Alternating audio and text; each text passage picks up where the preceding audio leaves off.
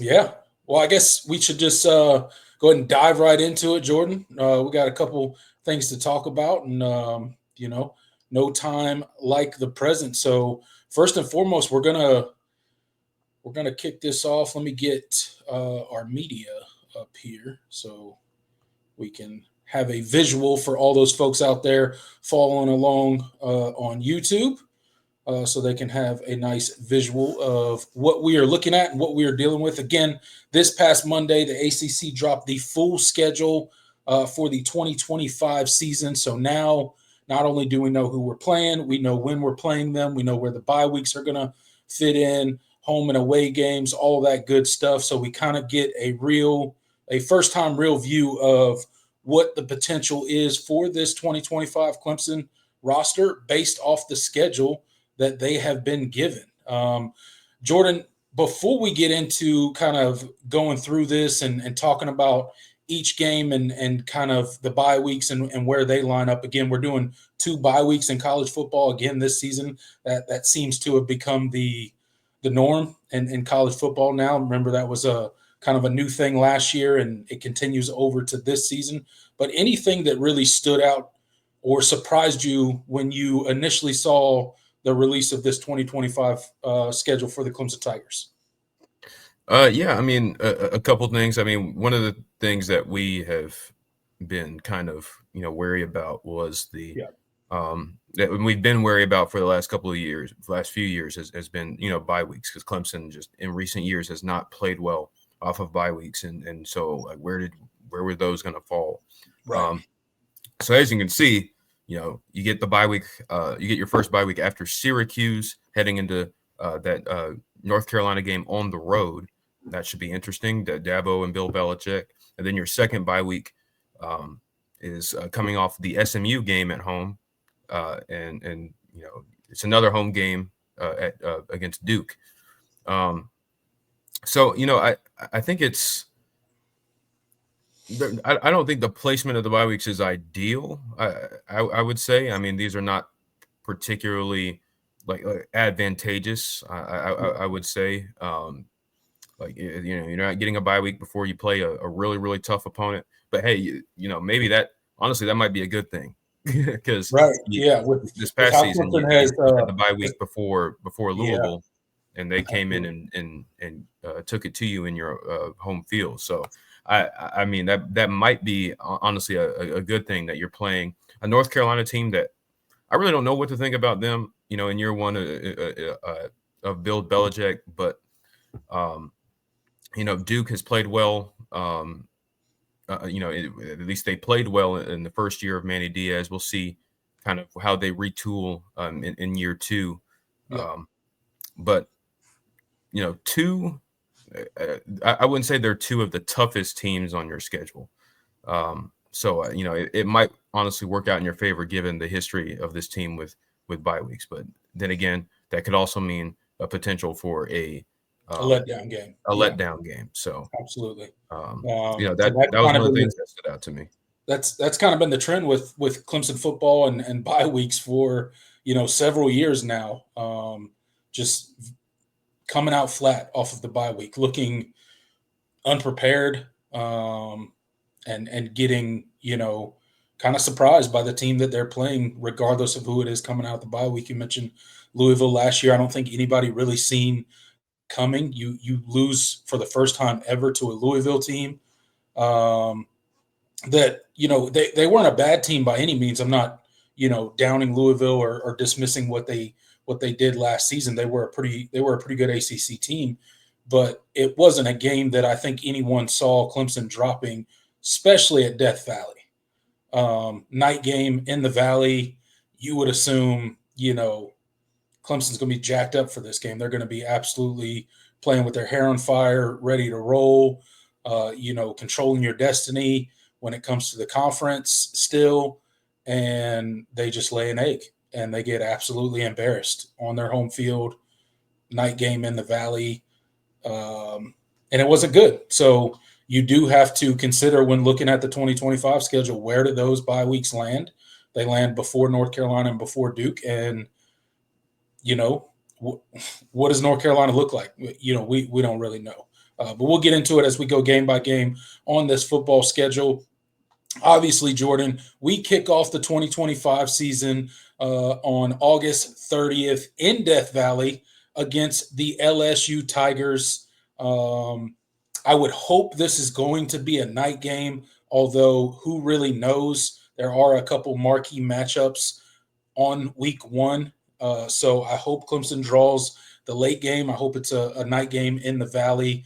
It would just be an amazing way to start the season and to welcome LSU to the real Death Valley in true Clemson fashion. But LSU, really a team that kind of underperformed last year, right? They come out game one, they lose to USC. They haven't won an opener since the 2019 national championship team. That's the last time they won an opener. So that's something to note. But Clemson has lost three of their four openers lately. So we're not doing so good early in the season either. Again, we are playing some steep competition, obviously Georgia last year, but we're opening up with LSU, and this is a team that's recruited really well under Brian Kelly. They got the number one transfer portal class under Brian Kelly again, heading into the 2025 class. So obviously bringing in some top talent via high school talent and the transfer portal. Your thoughts on that game? Yeah, I can't really emphasize. I feel like it's must win for both programs. It's going to set the tone for a lot of how I think both of these team seasons could potentially play out. I know you don't technically have to have this game in the 12-team playoff era, Right. but I think for Clemson, especially being at home, they're in trying to reassert itself as a premier championship contending program. I think this is a win that I think you need to have. It's a statement, and it gets the ball rolling. It's going to be a good matchup. The two of the top quarterbacks returning, two really loaded offenses. It should be a lot of fun. But I do think Clemson needs to. This is a game that Clemson, I think, needs to win, and it would set the tone for the rest of the season. But it's going to be tough. LSU has retooled a little bit, brought in the number one transfer portal class, I think. Defensively, they improved last year, and they're still trying to improve. They brought in a lot of talent in the secondary from the portal, so we'll see how that gels in week one.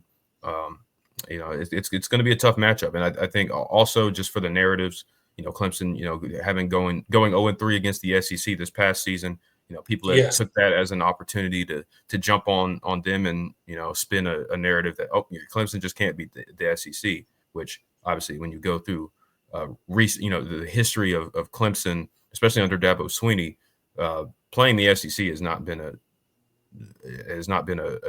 true monkey on the back. They have been pretty successful, and the teams they've been playing within the SEC have largely been, other than South Carolina, have largely been the top teams in the conference. People are going to use last season as a way to justify a narrative about what this team can be and whether they are capable of beating SEC teams. I think this team is absolutely capable, and they have as much talent as most of the SEC, most of the teams in the SEC. So, but I think, like I said, I think this game is massive for narrative purposes, momentum for the season. You're playing another premier program in college football, and plus, it'd be nice to get a little bit of revenge for the last time these two teams met. So it'd be cool. Yeah, look, on all accounts, I think all the points you mentioned are very important when it comes to the start of the 2025 season. I don't think you can head into 2025 and start like you did last year, opening up against Georgia, where you really just fell apart in that second half, and it turned pretty bad pretty quickly in that second half, right? This is you mentioned the 0-3 last year against the SEC. Fair or not, that's going to be used against Clemson on the national stage. Anytime they're talking about Clemson, it's yeah, they can beat up on all those ACC teams, but look what they did when they played the SEC, right? They went 0-3. So that there's something to be said there. You have to come into a fresh season, a new season, and you got to make a statement. And I think this game sets up really well for Clemson. I think they got a very good shot to win this game. Obviously, LSU is a good team, and they've retooled well through the portal. We'll see how all that works out. They have what is essentially the Heisman frontrunner coming into the 2025 season, and Garrett Nussmeier, tied with Arch Manning. So they return a great quarterback. Like I said, the first ranked number 1 in the transfer portal recruit class for 2025. So it's going to be a big challenge for the Tigers, but a challenge that I think they are up to, and I think it's important. I love that Clemson goes out here and schedules these big non-con games against Georgia and Auburn and LSU and all these other schools.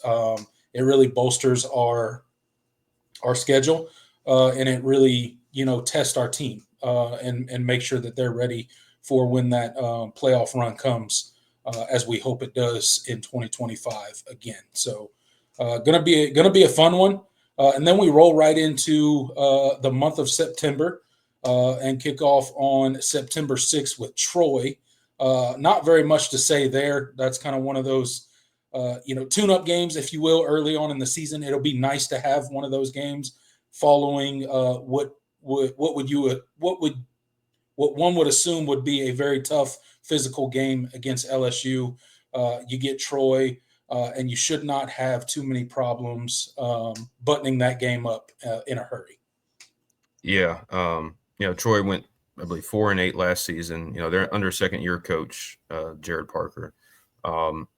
This is not the Troy of the mid 2010s that gave Clemson a scare in Death Valley. Like this is not those. This is not that Troy team.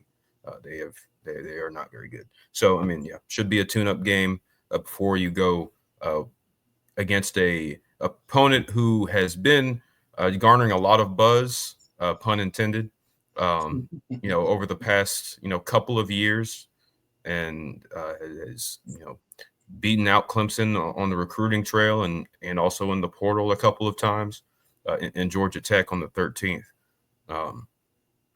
This is the second. You're playing two of the top, probably two of the top quarterbacks in the country. In 3 weeks, that's gonna be something. Yeah, absolutely. It's going to be it'll be interesting. So yeah, rolling right into the Georgia Tech game. This is going to be a tough game. This is at Georgia Tech. You're going into Bobby Dodd Stadium. Has been a place for Clemson historically that has not been the kindest place. You think about Brent Key and a coach that has really started to turn things around there in Georgia Tech. They do very well when it comes to the transfer portal. I think they brought in 16 transfers during the 2025 transfer cycle so far. Still got the spring cycle to go, but obviously returning quarterback, another big-time returning quarterback, at least for Georgia Tech, Haynes King, struggled with a lot of injuries last year. Their record wasn't necessarily the best. I think they finished 7-6, losing that bowl game to Vanderbilt. Didn't look great at the end of the season, but again, they had some injuries and some opt-outs and some things like that obviously affected that game, which is par for the course in any bowl game in the new world of college football that we live in. But this is a team that expects to make some noise in the conference in 2025, and a team that's going to certainly challenge Clemson and give them a game. What are your thoughts on this Georgia Tech team, and this being kind of the first road test for the Tigers in 2025? Yeah, it's going to be tough. I mean, like I said, this is going to be the second top quarterback you faced in 3 weeks with Haynes King returning, and Georgia Tech always has a potent run game. That's one of the things that they have done extremely well. So this is going to be a really big test, for this defense. Do we see the improvements in the run defense, and that we need to see in order for this defense to reach its full ceiling. As Tom Allen, got these guys in better positions to succeed. And yeah, it's going to be tough. Like I said, Georgia Tech has garnered a lot of buzz under Brent Key. They haven't turned in like a stellar record, but they've been much more competitive the last couple of seasons. They very nearly beat Georgia this past season. Honestly, probably should have beat Georgia. And so this is a team that is well coached, and they are playing at a different level of confidence than we saw under Jeff Collins and some of the previous Georgia Tech teams that we've gotten used to. So this is going to be a tough matchup. It's good. It's one that I think Clemson should win, obviously, but should win. But this is a team that will absolutely Clemson could stumble against early on if things are not where they need to be, especially defensively. Yeah, absolutely. Look, and this is one of those games early in the season that is a potential stumbling block for Clemson and their bid to get back to the playoffs, get back to the ACC, and then eventually the playoffs in 2025. This is their first, big stumbling block on the road to that. Not that LSU is not, but again, that's not a conference game. This is. This is potentially, when you're looking at the overall schedule of Clemson in 2025, one of the ones that catch your eyes, this Georgia Tech game early in the season. You expect them to have a fully healthy Haynes King. That early in the season, the roster should be, about as healthy as it could possibly be. So you're going to get their best shot, and you're going to have to be ready for it. And it is potentially a game that Clemson could drop early in the season. So got to be on the lookout for that. And then we roll right into our fourth straight game on September 20th against Syracuse. Rand Brown finally gets a crack at Dabo Swinney after, quote unquote, gifting us a trip to the ACC championship game last year, although Clemson obviously went 7-1 in the conference. So they earned their spot there. But we did have a nice little assist from the Syracuse Orange in beating Miami in the final week of the season to ultimately propel us into the ACC championship game, which was huge. It was huge for Clemson. It changed the entire outlook that we have on the program currently. If Syracuse doesn't win that game, it's looking a whole lot different if you're a Clemson fan right now. So shout out to Syracuse for that. But this is a team that sort of surprised a lot of people last year, finishing the season 10-3. Nobody really expected much from Syracuse entering, the 2024 season, and they kind of put some people on notice and did really well. However, they lose their quarterback. They lose a lot of the pieces that helped them to that 10-3 record in 2024. Your thoughts on Syracuse and what they could potentially look like? Again, they got to come to the Valley. Don't have to travel up to upstate New York, so that's clearly a win for Clemson as far as the home field advantage there. But what do you think about Syracuse heading into 2025? Yeah, I mean, they're interesting for all the reasons you mentioned. Year two under Fran Brown, obviously, and they were coming off an extremely successful, one of the most successful seasons in recent Syracuse history. Right. Finishing 10-3. Kyle McCord led the NCAA in passing yards. Had a really phenomenal season. But they're losing a lot of that production. They lose McCord. They lose LaQuint Allen, their running back. They lose Aronde Gadsden, their freak tight end. A lot of the pieces that got them to that point are gone. So how does Syracuse retool? And what do they look like? That's going to be interesting. And from the Clemson side of things, it's you haven't played Syracuse under Fran Brown yet. And obviously under Dino Babers, Syracuse was a consistent pain in Clemson's side. Yes. Not we only lost to them once, but you had multiple scares and near losses. So do they play at that level in the Valley? Who knows? I never, at this point, I just assume Syracuse is going to be a more competitive team than they should be for no reason, because that just tends to happen when they come up here. But again, this is Fran Brown's program now. Does that trend continue? We'll see. Yeah, it'll certainly be interesting to see how it shakes out when it comes to, are they able to replace all the pieces that they lost? I think they probably take a significant step back in 2025 just based off of all the stuff that they lost. I don't know that they can quite retool or reload, if you will, like some other programs out there. Obviously, the transfer portal makes it a bit easier, but again, I just don't see them doing any better than that 10-3 record they had last year. I think they probably take a step or two back in 2025.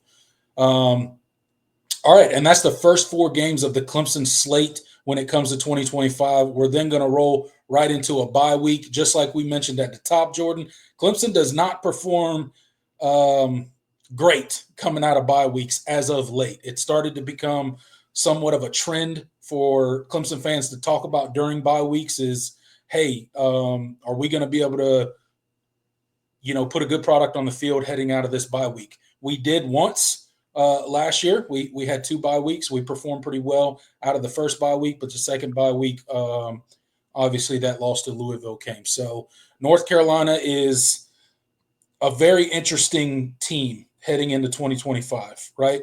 Did not do well in 2024, 6-7 record. Mac Brown gets fired. They move on from him.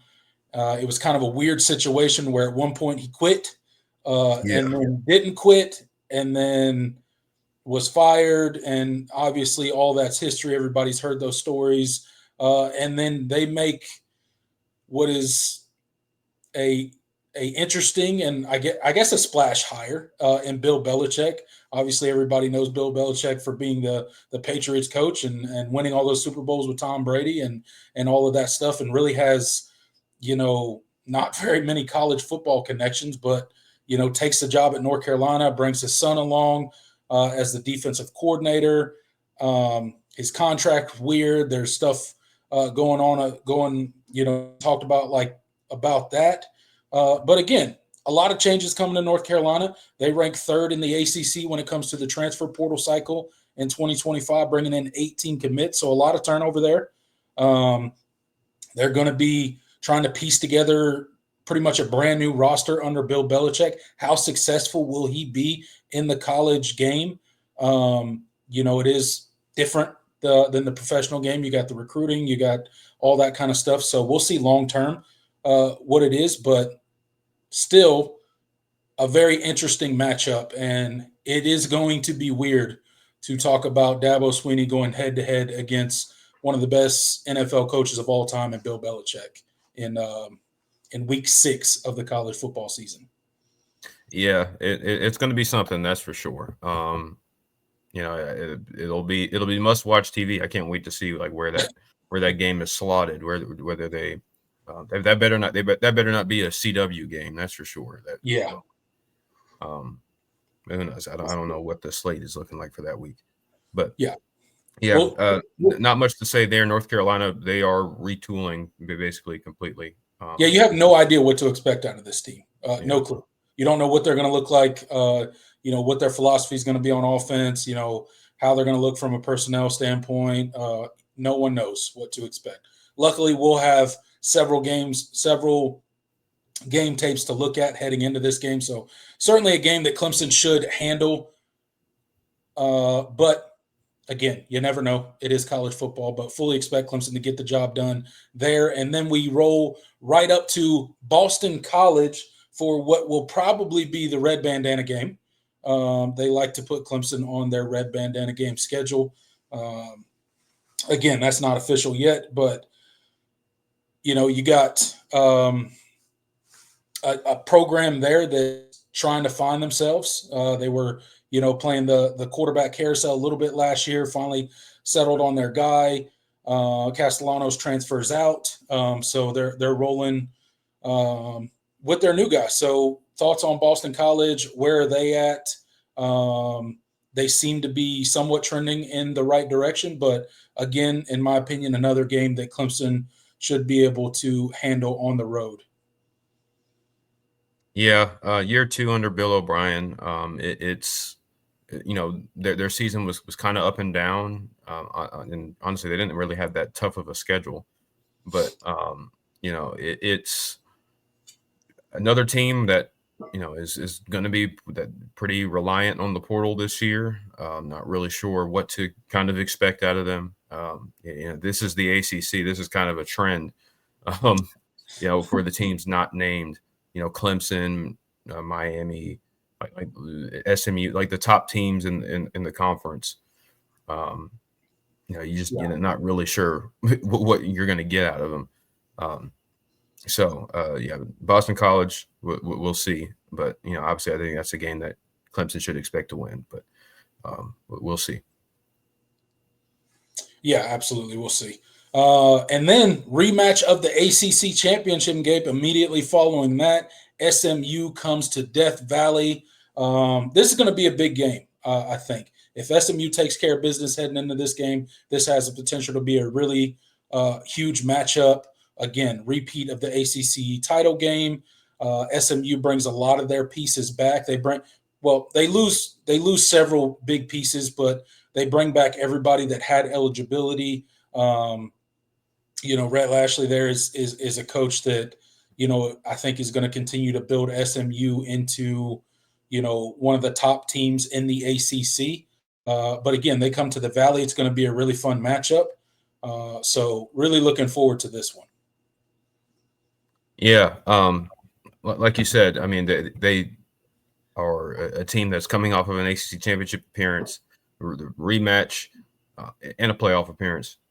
They do have to retool a good bit up front, but they are returning Kevin Jennings, who I think is, as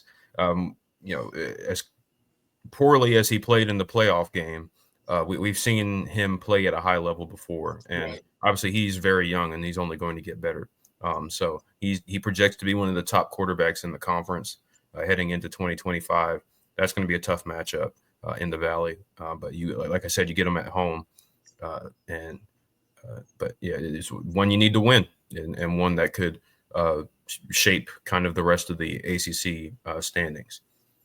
Absolutely, will definitely probably shape. Probably be a game that people are watching to determine the ACC championship matchup later on in the season, I would assume. Immediately following that game, we have another bye week, our second bye week of the season. Those are kind of close together. I mean, I guess they're separated by 3 games, but got another bye week, and then you head. Our Duke comes into town, into the Valley to play you. Obviously Duke is a program that's, their coach bolts for Texas A&M. They're a program that, traditionally is not at or towards the top of the ACC, but still could be a tough matchup. They're probably going to have a really good defense again this season. We'll see what they can get done as far as developing the offensive side of the ball. But again, going to be a really good matchup in the Valley. We'll see, if we can hold it and put a good performance out on the field following the bye week. Like we said at the top, bye weeks are scary for the Tigers because we don't always come out of bye weeks and take care of business. Even though this is a game you should absolutely win, nothing is a guarantee. Nope, it's not. And we'll see how things shake out. Malik Murphy, obviously transferring out of Duke was strange. And they go and get one of the top quarterbacks in the transfer portal, and Darian Mensah from Tulane. So Duke is a team that could potentially have a similar type of performance. I mean, I do think he's a very good quarterback. We'll see how he meshes in that system. But yeah, under Manny Diaz, really, under Mike Elko and Manny Diaz, the consistent thing has been that they're going to field a really salty defense. Defense. And I expect them to do that. So again, another game that could if you don't take them seriously and coming off of a bye week, that's a game that you could potentially stumble against, and Right. that's I mean, losing 2 straight to Duke. That would be something.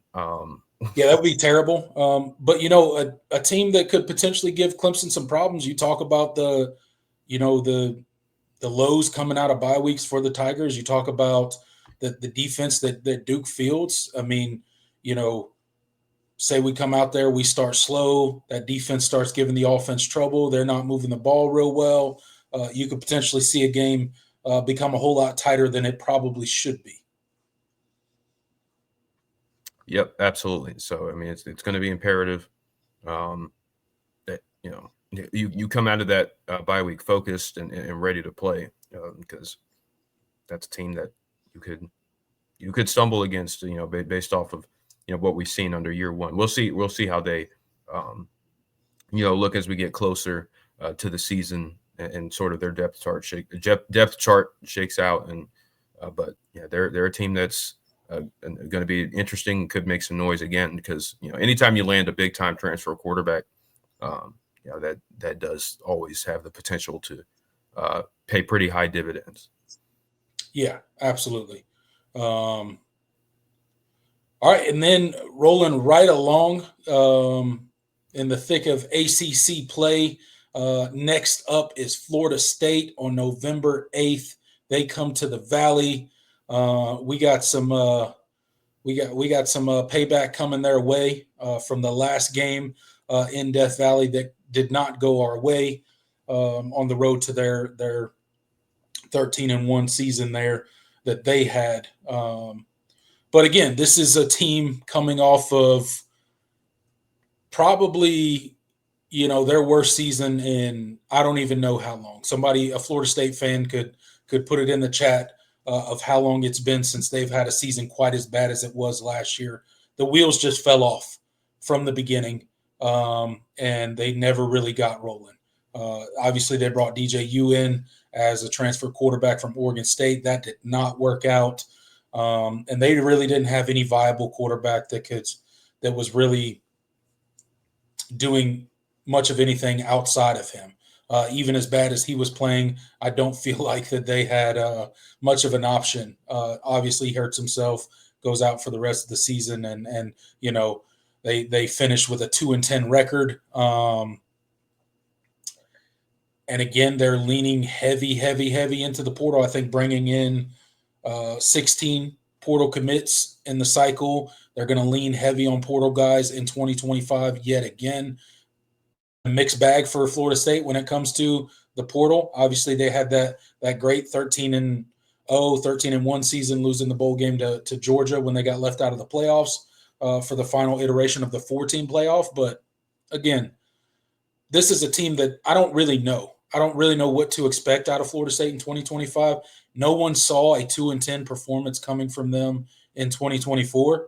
So it's hard to kind of, I guess, gauge what this team's going to look like. Do they strike gold again in the transfer portal and the pieces fit together and everybody buys in? Or do they not mesh like they did a season ago? I don't know that anybody really knows what to expect from Florida State at this point. But again, at the end of the day, it's one of the bigger brands in college football, one of the biggest brands in the ACC. It's always a huge game. Clemson, Florida State, it's kind of the marquee game in the conference when you think about the ACC. So still a big one in my mind, but I honestly don't know what to think about Florida State at this point in time. Yeah, they're going to be reliant on the portal again this year.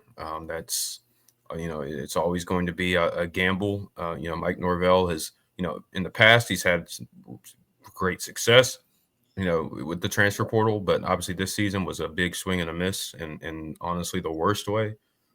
So we'll see. He made some big time coordinator hires, and brings in Thomas Castellanos to run Gus Malzahn's system. We'll see. We'll see. I'm not. I have my doubts for sure, but they could. It's hard to get worse than 2-10. So I would expect them to be at least a little bit more competent than they were this year.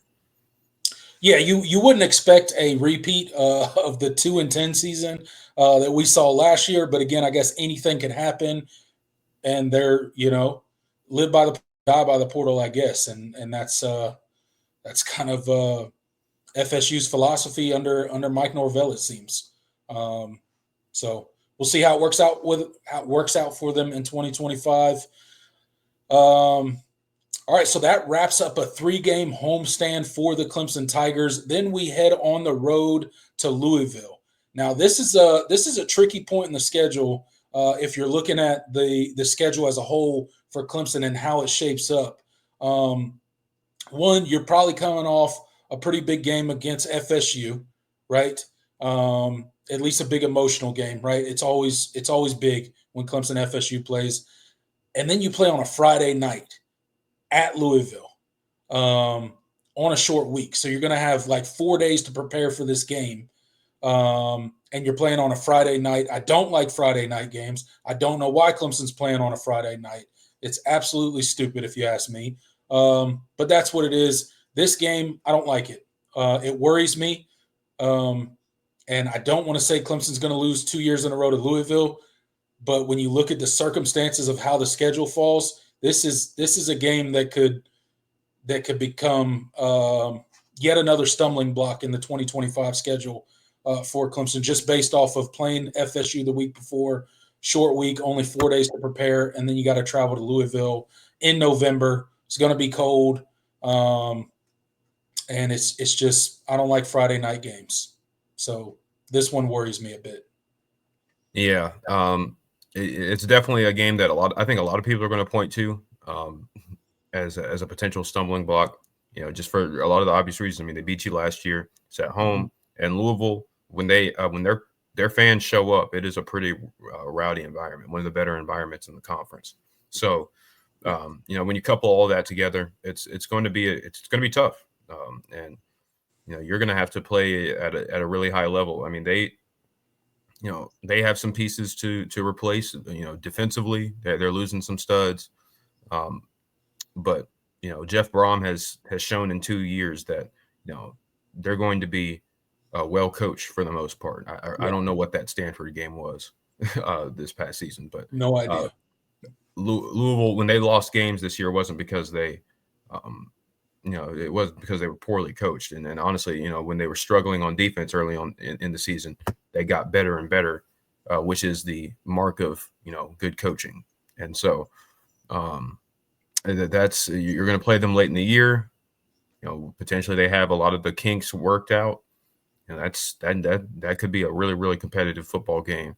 But you need to win. But it's going to be tough because of all the things I just mentioned. Yeah, definitely a game that you're going to look at as a potential stumbling block on the road to what we hope is another ACC championship appearance. But that's going to be a tough one, I think. All right, and then you roll right in. You come back home to the Valley. You face off against Furman. Not really a whole lot to say here. Clemson should take care of business fairly easily. Yeah. Just that's a game to get right, get healthy. Yeah. And hopefully you get to play a lot of guys.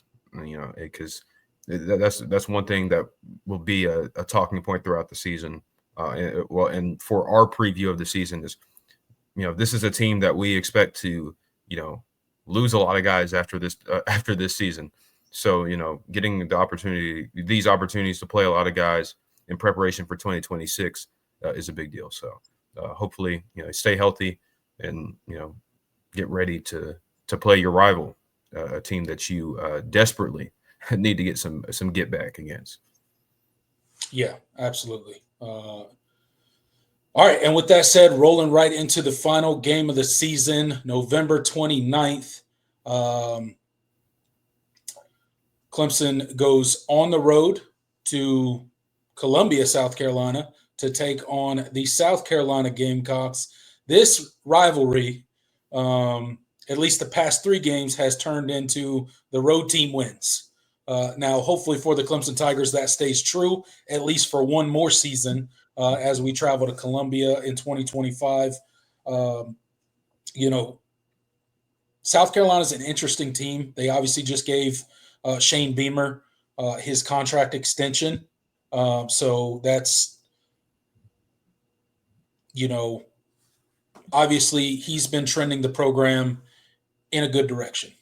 They do pretty good out of the transfer portal. Their recruiting is pretty good as well. Um, you got year 2 of Lenore Sellers. Obviously, you would expect that he takes some steps forward in the offseason and becomes somewhat of a better quarterback. There are some question marks for this team. Obviously, the wide receiver position. What are the weapons that he's going to have available? How well is he going to be able to be protected? But this is going to be a huge game, regardless of what the records are. It's a rivalry game, and look for the Tigers to get it done in Columbia, South Carolina, against the Gamecocks. Yeah. Yeah. This is a game that, yeah, you absolutely need to go in and win. South Carolina, for a lot of reasons, last season, they were a really experienced football team. I know Lenora Sellers was young, but they were a very old football team, particularly on defense. Mm-hmm. And they are losing a lot of guys. Kennard and Eamon Worry, Demetrius Knight, Dabo Williams, TJ Sand, like the defensive, like a lot up front. Offensively, they were, as well as Lenore Sellers played towards the back half of the season, they were still very, very hot and cold offensively because, one, the offensive line wasn't great, and they didn't have many, difference makers as far as pass catchers. It was up to Lenore Sellers and Rocket Sanders to kind of carry the run game. And they're also losing their tight end Josh Simon, who I think was a really underrated player for them. That's, when you couple all that together and everything that Clemson is bringing back, this is a game that heading into the season, at least you would expect that you have the upper hand in this matchup this year. But Lenore Sellers is the X factor, and that's another test for this Tom Allen version of the Clemson defense is, how do you play him, this go around? Because, there were teams this season that were able to slow down Lenore Sellers. It wasn't like he was just on a tear throughout the entire season. I mean, Illinois was able to slow him down. So, it wasn't, he's not an unstoppable football player. I mean, he's a very, very, talented, quarterback. But, there were, and even through 3 quarters, Clemson did a good job of limiting him.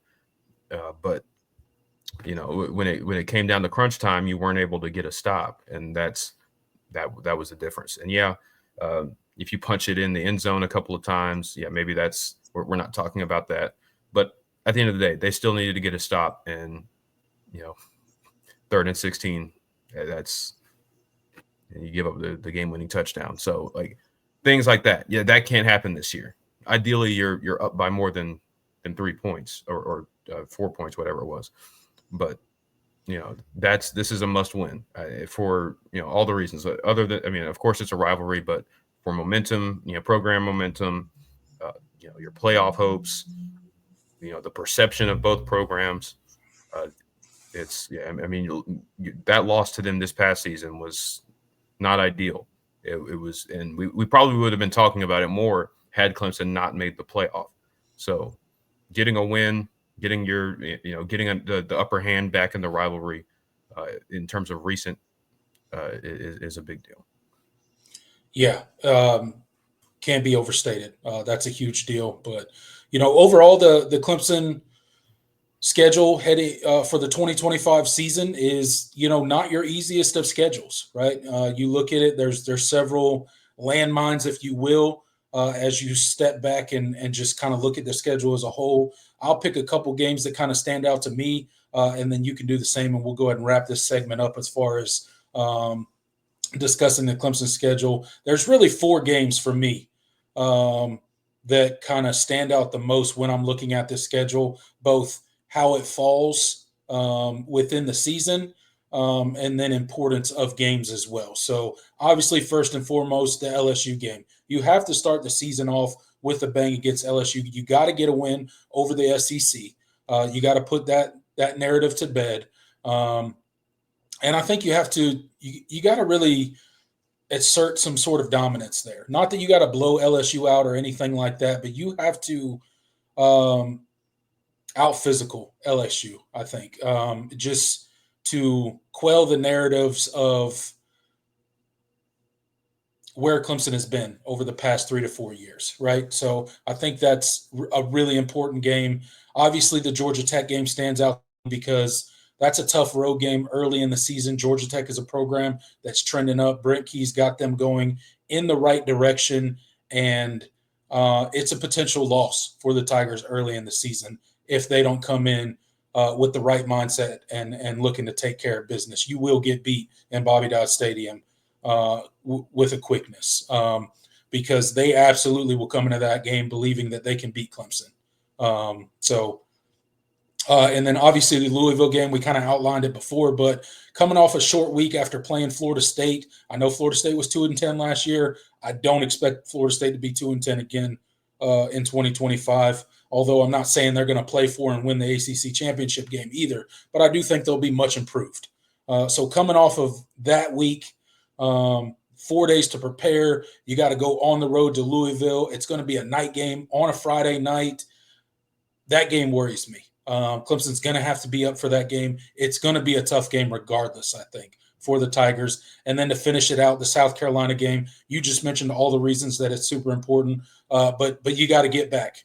Payback time. They beat you in your stadium this past season on some really boneheaded coaching decisions, in my opinion, is the reason you lost the game.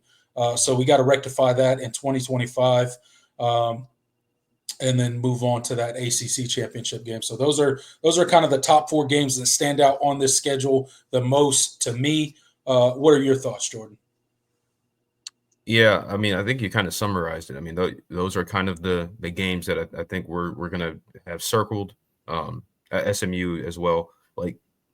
But I think starting off with a bang is probably the most important, or arguably. Now, if you ask me as a fan, if I could guarantee any win on this schedule, I would want the South Carolina win. But that's just for that's for hatred reasons.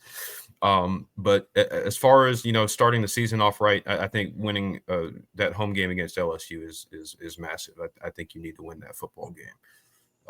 And I could stomach dropping a late November game to Louisville if that were to happen. Right.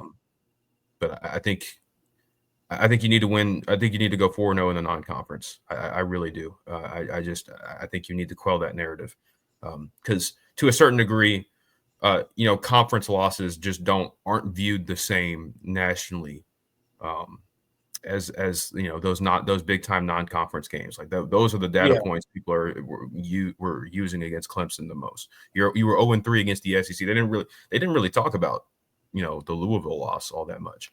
No, it was you got blown out by Georgia at the beginning of the year, and then you dropped that game to South Carolina at home. Like that, those were the data points that people were looking at. So I think 4-0 in the non-conference is. I think that if I could take anything from that schedule, that's what I would take, and I would take my chances with the conference schedule because I think you're better than you have a better roster than every team in the conference. Yeah, I mean, every team you play in the ACC this year, you have a better roster than. Yeah. So you should win majority, if not all, of those games. Again, it's hard to run through an entire schedule and not lose a single game. I'm not predicting Clemson to go undefeated in 2025. I'm not predicting anything right now, really. But yeah, it's the non-con is very important because if you drop that opener to LSU and say you go on to go undefeated in the ACC, no one's going to care. They're going to be like, yeah, of course they're winning. The ACC's terrible. It's the worst football conference ever. Blah blah blah blah. They're playing cupcake schedule. You see what happened when they played LSU? That'll be the narrative all year, regardless of what you do with the rest of that schedule. And it's to the South Carolina game, obviously. So, yeah, I think it makes a lot of sense. But that is the Clemson schedule for 2025. Pretty good. I like it. My biggest gripe is that Friday night game. I don't see why we have to have a Friday night game.